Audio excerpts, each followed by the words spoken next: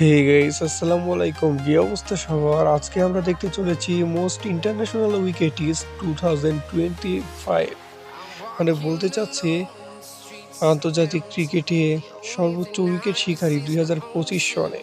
চলতি বছরে সর্বোচ্চ উইকেট টেকার কোন বোলার বলতে পারবেন? এমনই চারজন বোলারকে দেখতে চলেছি। So let's go.